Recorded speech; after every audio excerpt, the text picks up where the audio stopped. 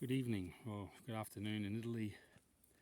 19th of February 2022, about 5 p.m. in the afternoon, or 5:30, sorry. Just did a hill climb on my bike. Oh! And dropped the phone. It was there. In the middle of the Montello forest, there's a trail. You can go on your gravel bike or your mountain bike. Forest, which once was heavily inhabited by deer, no longer. And there's the main road. Let's go for a bit of a stroll, walking back and forth. Yeah, interesting developments. I think people, if this video ever gets shared, it's really, I've got to change my title of my videos.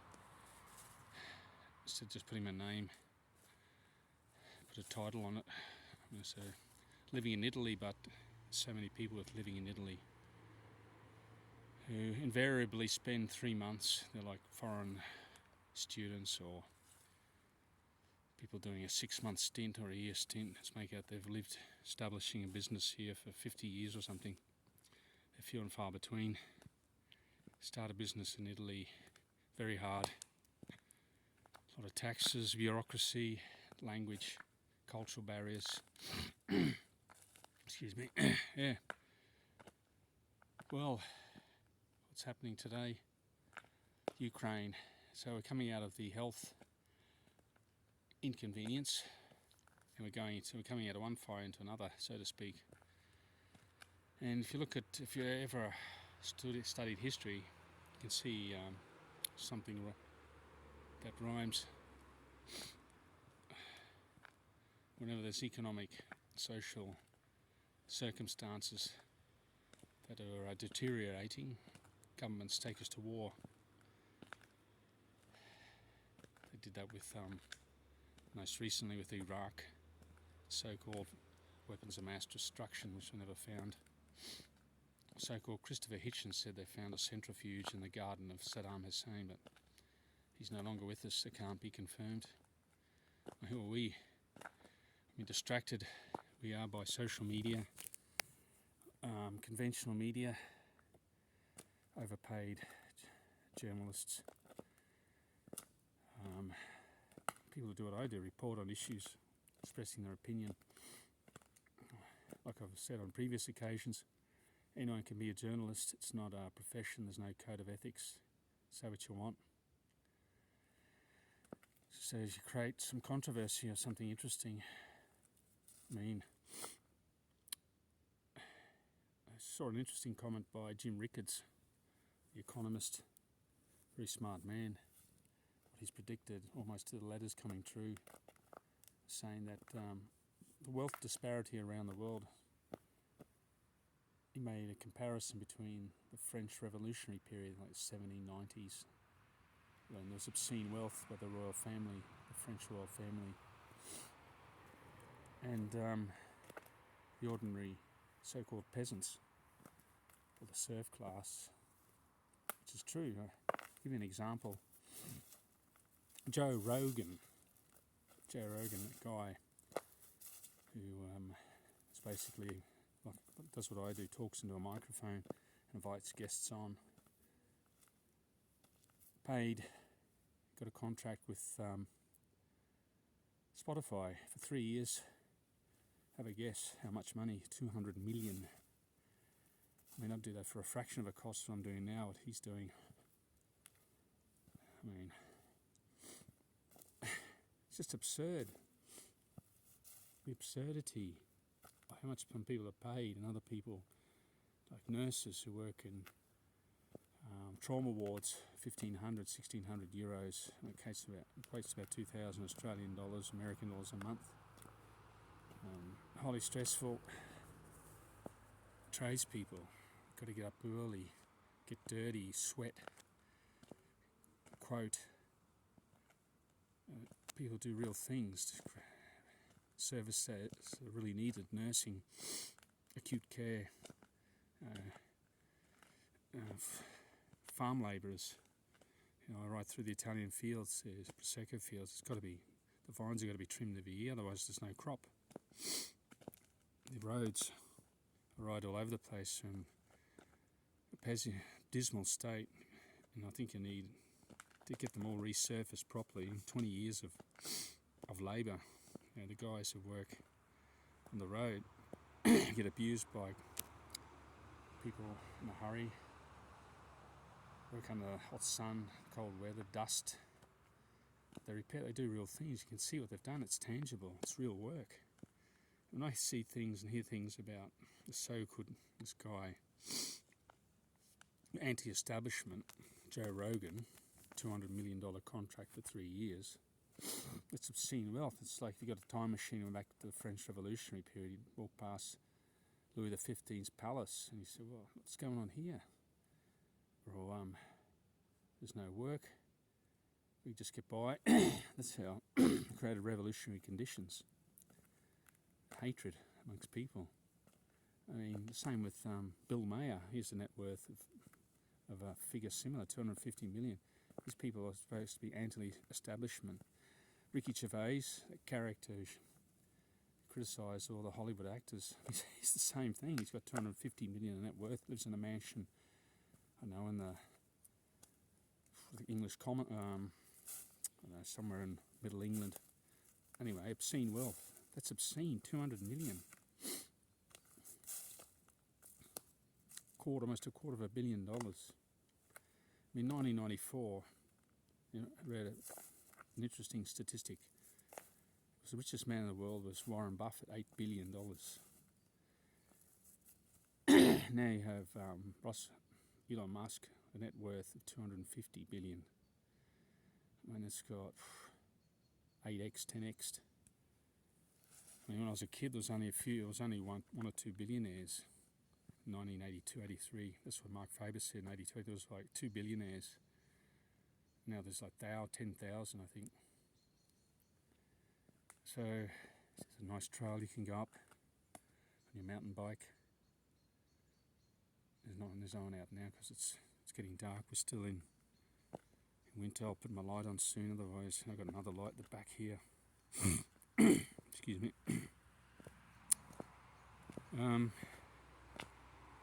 It just, I can't get it out of my head. The wealth and inequality is just expanding exponentially. I mean, I can... The problem is, when you become a media personality and you start getting likes and advertising, you need to pay to talk, invite on guests, I don't know how much they pay. You become a power within yourself. So, you know, if I was to like write an email to Joe Rogan, could come on your show and talk about social and economic issues in Italy, I would just throw it in the bin. It wouldn't even get past his secretary, probably just get cancelled or get blocked. I did that one time allegedly with Dan. I just kept saying, share your thoughts. And I sent a message, I think he interpreted it in the wrong way. He said, I'll block you. I think it's got 173 subscriptions, so I've sent him a few things. He's been pretty good, mentioned it. I don't know how Italy's going to do in this Ukraine crisis. Biden seems convinced. What he said today on Deutsche Welle, that's the German TV station where they broadcast in English. Said, I saw him. He said it. He mentioned it in front of the Oval Office. The Russians intend to invade. They're going to take us to war again. So, a lot of people here in Italy, which kind of concerns me. I mean, they're part of NATO, European Union. They use the same currency as Austria, Germany, Portugal, Spain. But no one really the people sort of few and far between who have a deep understanding of what's going on. It's like everything's fine. Talking about superficial issues about, we're going to lunch today, what have we got to prepare? Oh yeah, I've got to bring that. But everyone's gas bill has gone up like 200%. 100% electricity has gone up, 100% food. Some people, older people talking about it, but there's no sort of like organisation among citizenry to do something about it. To say, well, you know, we're coming out of this emergency, this health emergency, and we're going into another one, an economic one, which I think would be 10 times worse than what we've just experienced. I had a discussion with my colleague about my business we're going to close. We got a bill for the month of November for 12,000 euros just to heat the water. So it comes out of a well 12 degrees and we have to heat up to 29. It's like 600,000 litres of water that we have to maintain at 29. The big pearl at 29 degrees, small than 32. But it comes out of the ground in winter time at 12 degrees. Got some runners coming past here now, so I'll just let them run by.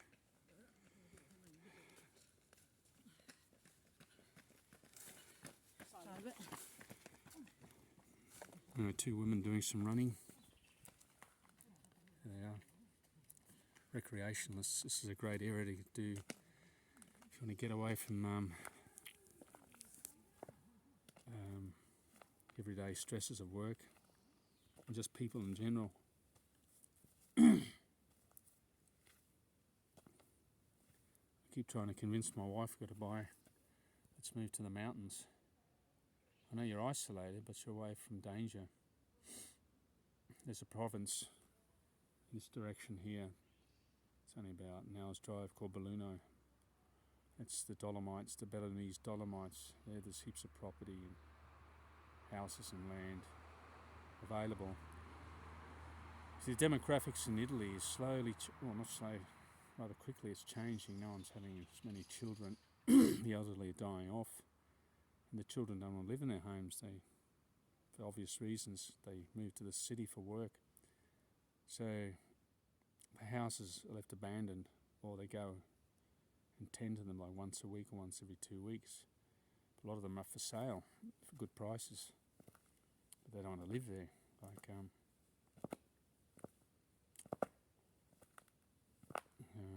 I guess you'd have to have some work if you haven't got a pension. Be prepared to travel. The cost of travel is just going to skyrocket. Is it Brent crude? It's $95 a barrel. In April 2020, you can check this stat if you want. It was zero. Cost $0 a barrel. So in nearly 18 months, it's gone up 100%. That's how hard and fast inflation can hit people. Everything's hunky-dory. Everything's going to go back to normal. No way. So I think people's... Don't be too discouraged. I think you've got to look after yourself. Those two women are doing there, jogging. Stay healthy. Because if you're ill, you can't work. You're in big trouble. So it concerns me all the time, getting ill. Not being able to produce anything work and just being beholden to the state, which is becoming increasingly controlling and dictatorial. Very similar characteristics to what we experienced 70 years ago, but in a less violent way. You're seeing it in Canada. I mean, the police are paid by the public. The public are the taxpayer, they pay their wages. They're not working on behalf of the citizens who pay them. So some argue you should privatise the police. It could be done.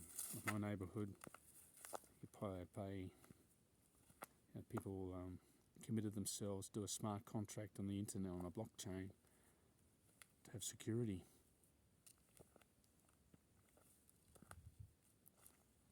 Look after our homes. Because the police don't seem to be acting in the best interests of citizens who pay them. I mean, a democracy, what is it? Is it to whoever's in power they get to do what they want? Or is it the person in power installing unjust laws and the people are being disobedient because they think the laws are unjust? If you think if a citizen has voted, thinks the law is unjust, he's got a right to protest. I mean, it's not an act of terrorism, it's just a disagreement. I mean, why can't you have a different opinion? And why can't you express yourself physically out in the streets, the public streets?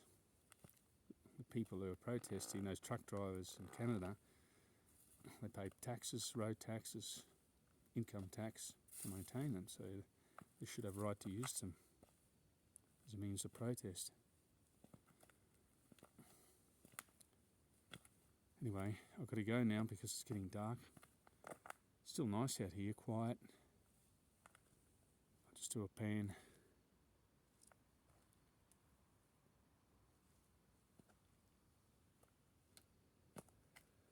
What's the time? Just have a look at my watch. It's only 6 o'clock. I think it'll be like nearly 9 o'clock at night. After 6 in Italy, not much happens. There's still this lull of uncertainty going on. I mean, it's very hard to people celebrate things when we go from one crisis to another, especially now. You just get this feeling people do not know what to do. Just in general, they mask it with small talk. Yeah, tonight we're going to prepare this, and such is coming over, and we're doing this to try and keep themselves occupied and not think too much about what's before us. But I think